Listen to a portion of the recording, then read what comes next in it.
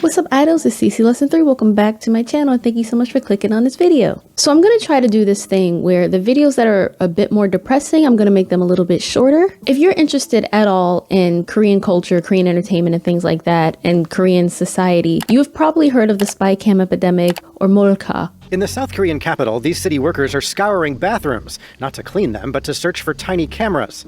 Installed by predators to spy on women as they use the bathroom, the secret images are uploaded and shared across the internet. Molka refers to this practice in South Korea, and more than 30,000 cases were reported in the country between 2015 and 2018, although the true number is suspected to be much higher.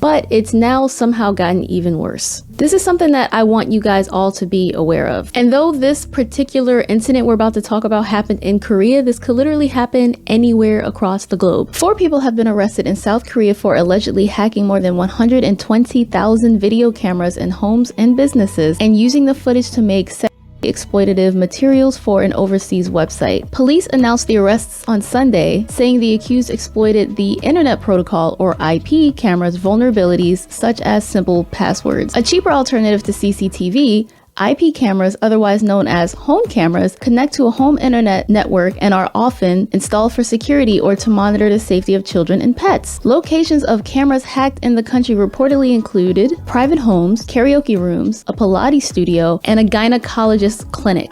One of the suspects is accused of hacking 63,000 cameras and producing 545 videos, which he then sold for 35 million won, or about 24,000 US, which is about 18,000 pounds worth of virtual assets. Another allegedly hacked 70,000 cameras and sold 648 videos for 18 million won worth of assets. Police are now moving to block and shut down that website and cooperating with foreign agencies to investigate its operator. They have also arrested 3 people who are suspected of having bought and viewed material through the site. IP camera hacking and illegal filming inflict immense suffering on the victims and are therefore serious offenses.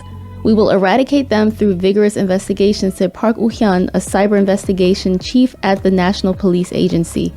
Viewing and possessing illegally filmed videos are also a serious crime, so we will actively investigate them. Authorities have personally visited or notified victims at 58 different locations, informing them of the incident and providing guidance on changing passwords. They are also helping victims delete and block content and working to identify others who may have been affected. Above all, it is crucial and effective for individual users who have installed IP cameras in homes or business premises to remain vigilant and immediately and regularly change their access passwords, the National Police Agency said in a statement. By the way, these 4 arrests were made separately. They are not connected with each other. They are not working with each other. They all ran 4 separate operations spying on people and hacking their cameras. Loads of people have these different cameras for various reasons. Whether you use them to watch your dog while you're at work or school, whether you have them to help monitor your kids when you're in different rooms, overall security to your private dwelling, or even if you need to help keep an eye on elderly family members. So many people are getting these personal cameras, and this is scary. I just made a video almost 2 weeks ago about how exhausting it is being a woman and how you have to always be overly cautious of everything, and how ways to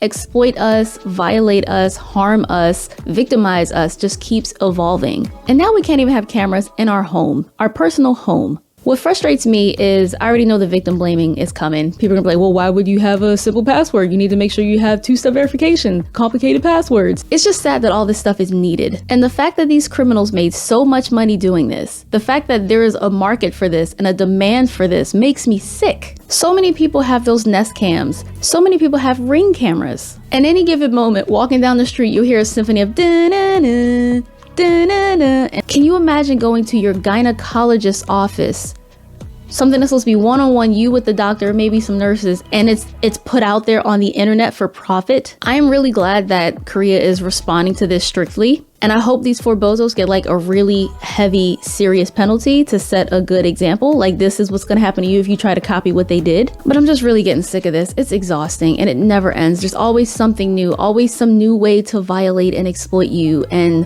strip you of your privacy and your autonomy and your safety. Like I said, I know this is a global thing. I've already seen compilations of like scary and spooky videos online where there's a little girl playing with her toys in her room, and suddenly we see through the home cameras that someone's talking to her like, hey little girl, I'm your friend now. Hey, why don't you do this?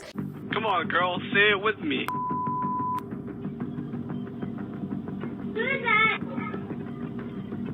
I'm your best friend. And it's some stranger who hacked their camera. I saw this video the other day. It was a short video, and I sent it to everybody I know that has a Ring cam.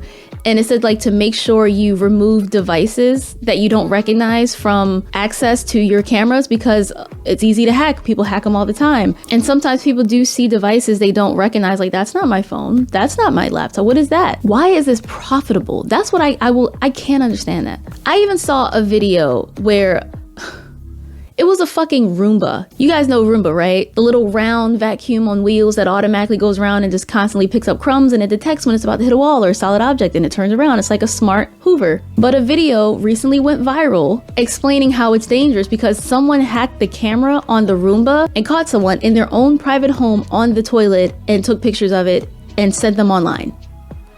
And the first comment I saw was like, why are you using the bathroom with the door open? Why is that any of your business? That's not the point here. Even your vacuum cleaner spying on you. That's why personally, I've never had like I'm not even gonna say the name in case some of y'all have it. I don't wanna trigger it, Alexa. I've never had one of those, don't want any of those. I already know our phones are listening to us at any given moment. But it just seems like all of our privacy is slowly going away, all for the sake of profit. So yeah, I don't want this video to be long. Like I said, I'm trying to do this thing where the videos that are a bit more depressing aren't gonna be as long. But if you have your own home cameras, please make sure your password is strong and you change them regularly. And especially if you're going to Korea, like I already don't use public bathrooms when I go to Korea. Now I gotta be skeptical about any business I enter, any place where there might be a camera, hidden or otherwise. Just add it to the ever-growing list of required caution.